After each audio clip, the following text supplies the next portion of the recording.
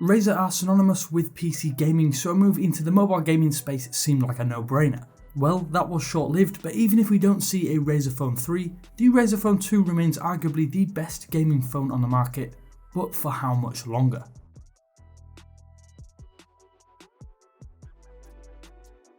Let's start off with the hardware, as it's so different to what we've seen the industry adopt over the past few years. The Razer Phone 2 is boxy and there are plenty of edges. It's clear that the acquisition of Nextbit influenced the overall design.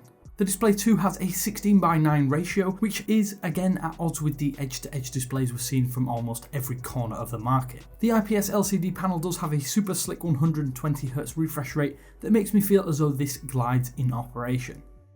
Like any phone that claims gaming as a strong suit, the Razer Phone 2 has all of the internals to make light work of both general and gaming tasks, as it includes the Snapdragon 845 chipset and 8GB of RAM internally. One sore point is the storage included. You do get 64GB of onboard storage, but you can expand that via micro SD card. My suggestion is that you get a sizable micro SD card if you do plan on gaming extensively. That's all due to the fact that gaming on Android devices is now taking up much more space than it ever has done in the past.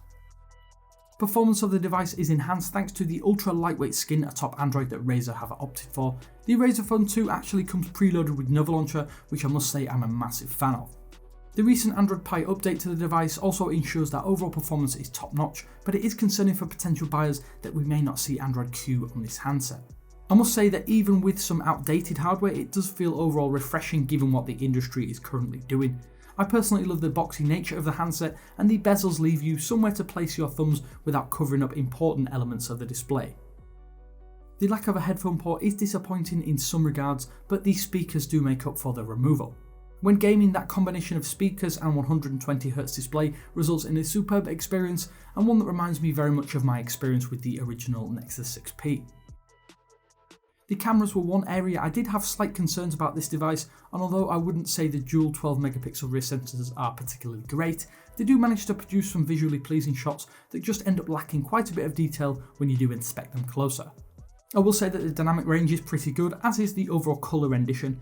The softness of images as soon as you zoom in or look closely is just disappointing though. Video modes do top off at 4K 60fps, but you should be cautious using that mode when the internal storage is so slim.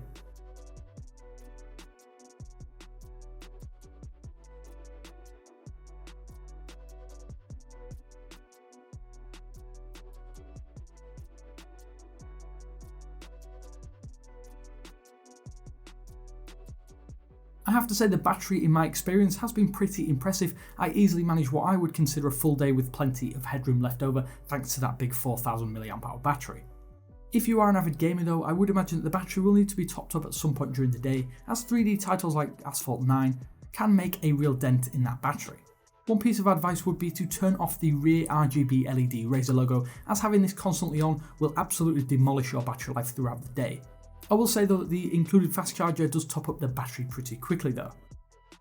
Overall, the Razer Phone 2 is a superb gaming option, and of the gaming phones I've had the opportunity to have time with, this is the most well thought out and in my opinion most obvious gaming phone on the market to pick up.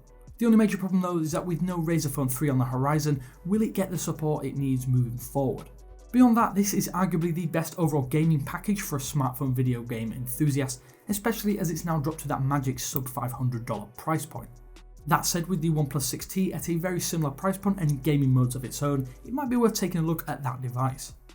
Of course, I'd love to know what you think. Are you much of a mobile gamer or a Razer Phone 2 owner? Let us know in the comments section below how you're getting on. Before you leave though, leave a like and subscribe to the channel to see more content just like this. But until next time, this is Damien from 9to5Google, and I will speak to you later.